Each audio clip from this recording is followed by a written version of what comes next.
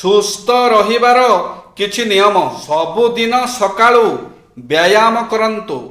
ମାଛ ଏବଂ ମାଂସ ଖାଇବା ଠାରୁ ଦୂରେଇ ରୁହନ୍ତୁ। ଧୂମପାନ ଏବଂ ମଦ୍ୟପାନ ଠାରୁ ଦୂରେଇ ରୁହନ୍ତୁ। ଅଳ୍ପ ପରିମାଣର ଦୁଗ୍ଧ ଜାତୀୟ ଖାଦ୍ୟ ଖାଆନ୍ତୁ। ପ୍ରଚୁର ମାତ୍ରାରେ ଫଳ ଏବଂ ପନିପରିବା ଖାଆନ୍ତୁ। ରାତିରେ କମ୍ ପରିମାଣ ଭୋଜନ କରନ୍ତୁ। ଦୁଶ୍ଚିନ୍ତାକୁ ନିୟନ୍ତ୍ରଣ କରନ୍ତୁ। ଅତି କମରେ 6 ଘଣ୍ଟା ଶୁଅନ୍ତୁ। ସକାଳୁ ସୂର୍ଯ୍ୟ ଉଦୟ ପୂର୍ବରୁ ଉଠନ୍ତୁ।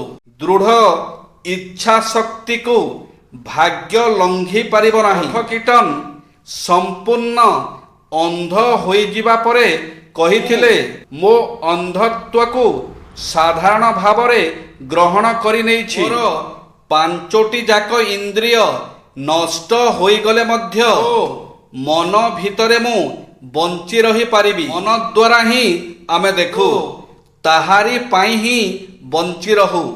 ଆମେ ଇଚ୍ଛା କଲେ ବିପଦ ଓ ଦୁଃଖକୁ ଜୟ କରିପାରିବା। ଆମେ ଆମ ଭିତରେ ଥିବା ଅନ୍ତଃଶକ୍ତି ସମ୍ବନ୍ଧରେ ଅଜ୍ଞ ଓ ଏହାକୁ ଭାବି ମଧ୍ୟ ପାରିବା ନାହିଁ। କିନ୍ତୁ ବିପଦ ଓ ଦୁଃଖକୁ ଜୟ କରିବାର ଶକ୍ତି ଆମ ଭିତରେ ରହିଛି ଏବଂ ଆମେ ସେହି ଶକ୍ତିକୁ ପ୍ରୟୋଗ କରିପାରିବା।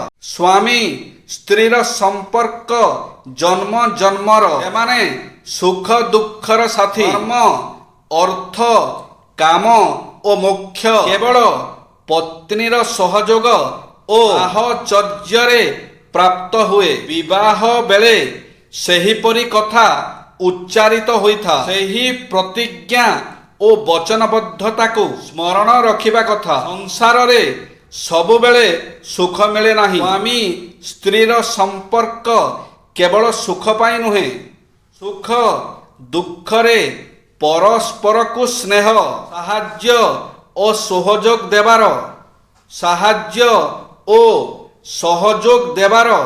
ସହଯୋଗ ଦେବାର ସମ୍ପର୍କ। ଏକଥା ମନେ ରଖିଲେ ଦୁଃଖରେ ବି ଏକାଠି ବଞ୍ଚି ହୁଏ। ଦୁଃଖ, ଅଭାବ ଓ ଅସୁବିଧା ସମ୍ପର୍କକୁ ନିବିଡ଼ କରେ, ବନ୍ଧନ ଦୃଢ଼ ହୁଏ।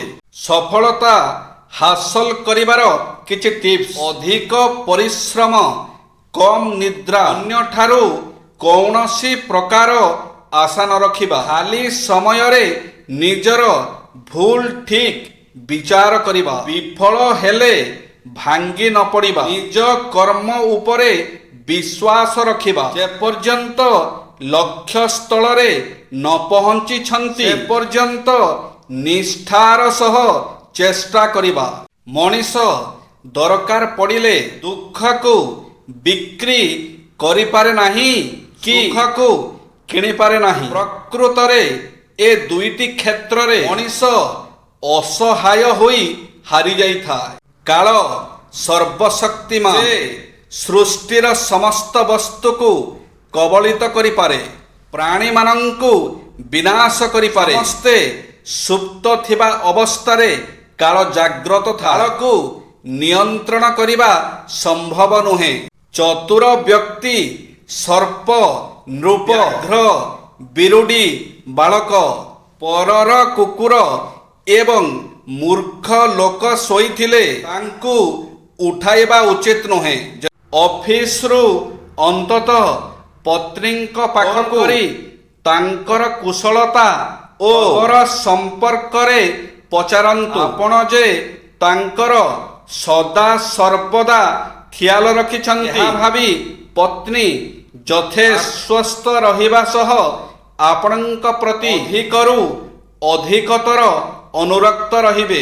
ସପ୍ତାହକରେ ଅନ୍ତତଃ ପକ୍ଷେ ଦିନେ କୌଣସି ବାହାର ଜାଗାକୁ ପତ୍ନୀଙ୍କୁ ବୁଲାଇବାକୁ ନେଇଯାଆନ୍ତୁ। ସମ୍ଭବ ହେଲେ ଏକାଠି ସିନେମା ଦେଖିବା ସହ ରେଷ୍ଟୁରାଣ୍ଟରେ ଏକାଠି ଭୋଜନ କରି ଫେରନ୍ତୁ।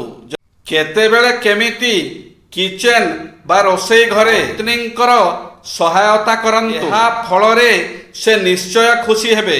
ଅତି ଛୋଟ ଛୋଟ ଘଟଣାଗୁଡ଼ିକୁ ଆଇନ ମଧ୍ୟ ବିଚାର ପାଇଁ ଗ୍ରହଣ କରେ ନାହିଁ। ଛୋଟ ଛୋଟ ଘଟଣାଗୁଡ଼ିକ ଉପରେ ଗୁରୁତ୍ୱ ନ ଦେଲେ ଶାନ୍ତି ଅବ୍ୟାହତ ରହିବ ଓ ମଣିଷ ଚିନ୍ତାଗ୍ରସ୍ତ ହେବ ନାହିଁ। କାମ ନକରି ବସି ବସି ଖାଲି ଚିନ୍ତା କରିବା ଦ୍ୱାରା ଚଢ଼େଇ ଅଣ୍ଡା ଉଷୁମେଇ ଛୁଆ ଫୁଟାଇବା ପରି ଗୁଡ଼ାଏ କାଳ୍ପନିକ ଭୂତକୁ ଜନ୍ମ ଦେଇଥାଉ। ସେ ଭୂତ ସବୁ ମୁଣ୍ଡରେ ସବାର ହୋଇ ଆମ କାର୍ଯ୍ୟକାରିଣୀ ଶକ୍ତିକୁ ନଷ୍ଟ କରିଦିଏ ଓ ମନୋବଳକୁ ଭାଙ୍ଗିଦିଏ। ଚାର୍ଲସ ଡାରଉଇନ୍ ଏହାକୁ ମାଙ୍କଡ଼ର ଚେଞ୍ଚା ଏବଂ ମଣିଷର ପ୍ରଳାପ ବୋଲି ଅଭିହିତ କରିଛନ୍ତି। ଶାସ୍ତ୍ରରେ କୁହାହୋଇଛି, ଅହଲ୍ୟା, ଦ୍ରୌପଦୀ, କୁନ୍ତୀ, ତାରା ଓ ମନ୍ଦୋଦରୀ ତଥା ପଞ୍ଚକନ୍ୟା ସ୍ମରେତ୍ ନିତ୍ୟ ସର୍ବ ପାପ ବିନାଶନମ୍। ପୁରୁଷଙ୍କ ଠାରୁ ସ୍ତ୍ରୀଙ୍କର ଆହାର 2 ଗୁଣ, ବୁଦ୍ଧି 4 ଗୁଣ, ସାହସ 6 ଗୁଣ ଏବଂ କାମ ଉତ୍ତେଜନା 8 ଗୁଣ। ଜୟ ଶ୍ରୀ ଜଗନ୍ନାଥ।